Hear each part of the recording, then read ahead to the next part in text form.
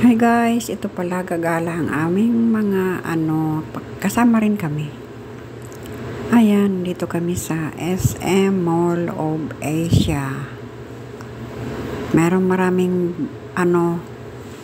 bagong mga tanawin dito ngayon.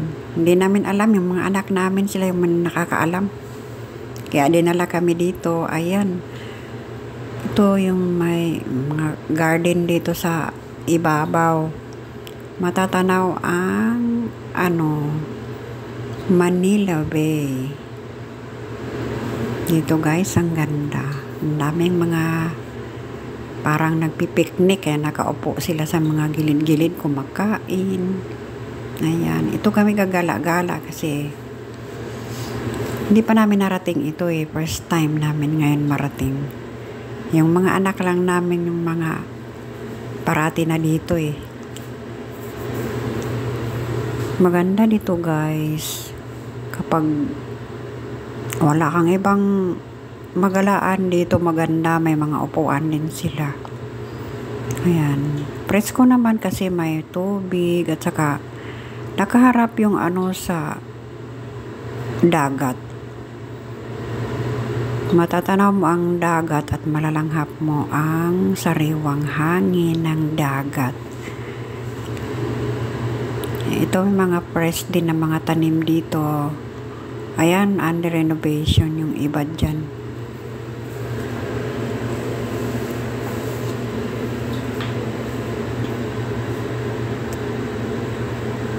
Ito may tubig na hindi ko alam anong tawag dyan.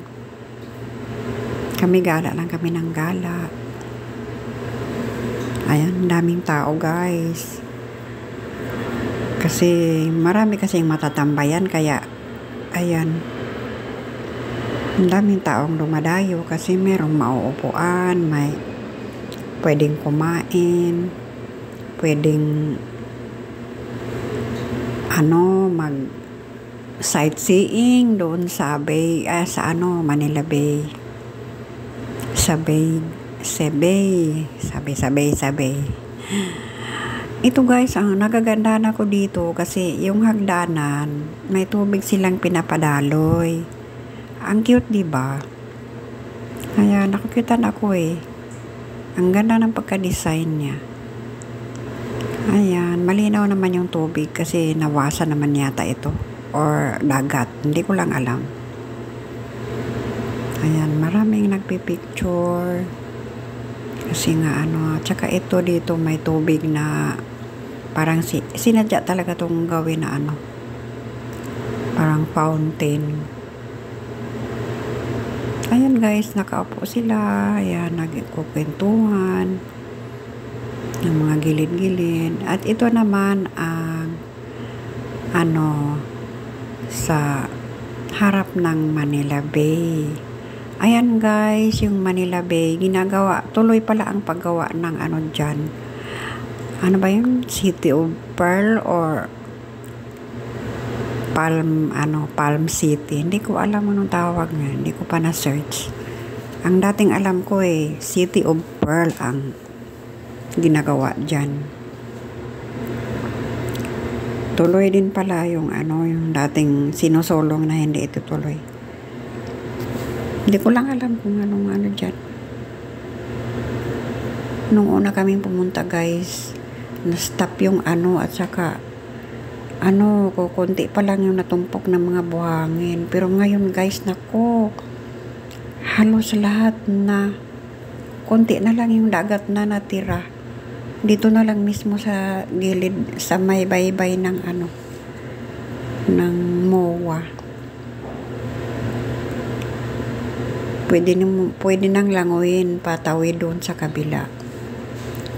At ito guys, ayan, sumakay ang aming mga girls. Yung isang girl naming dalaga ay hindi sumakay dahil takot. Baka daw mahilo siya. Yung dalawa, challenge daw nila yon, bahala sila. Takot pa naman ang isa dyan. Yung anak ko matapang yan. Sanay na sanay. Ayan. Pinagbigyan kasi gustong ma-experience ang mga ganong rides.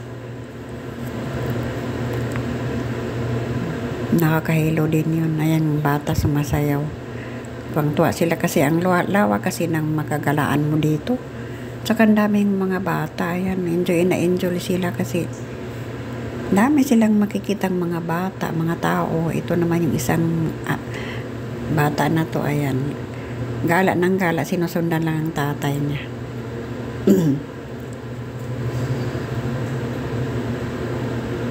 Ayan na guys, paakit na sila sa taas. Sigaw na yung pamangkin ko. Kasi natatakot.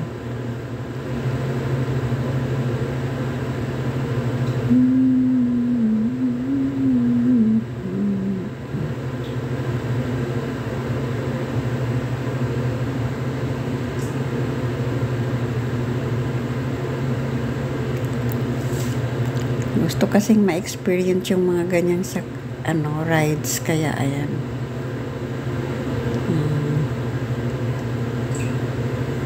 Sumakay silang dalawa. Yung anak ko parati na yata sumasakay kasi humingi siya dati humingi ng pang rides daw nila ng mga classmate nila.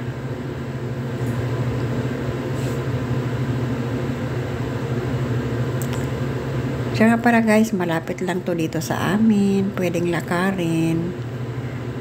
15 minutes na lakad galing sa pinagtatrabahoan namin. Papunta dito sa SM Mall of Asia. Ang lapit lang guys. Tanaw na tanaw namin dito sa aming, pag umakit ka sa rooftop ng aming pinagtatrabahoan. Kaya anytime kung gusto namin gumala, punta lang kami dito. Kaso parang tatama din kami. Alam mo naman ang mga oldies, tumatanda na, parang tatamad na minsan umalis.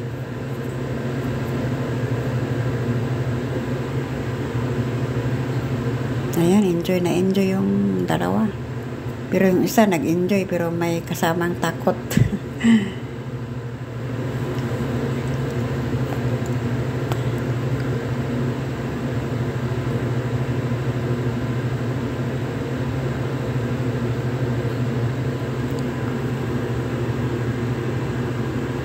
Tapos na yata eh.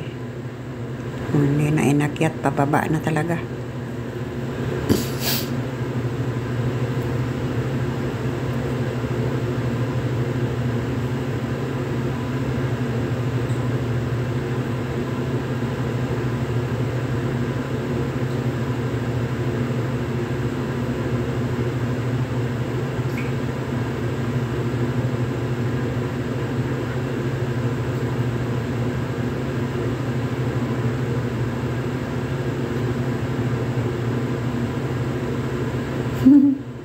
Parang hindi na makaano yung isa. Ay nako. At ayan guys, pauwi na kami. Ito. Pauwi na kami sa pagod ng namin. Ilang oras din galaan. Thanks for watching mga guys. See you next time.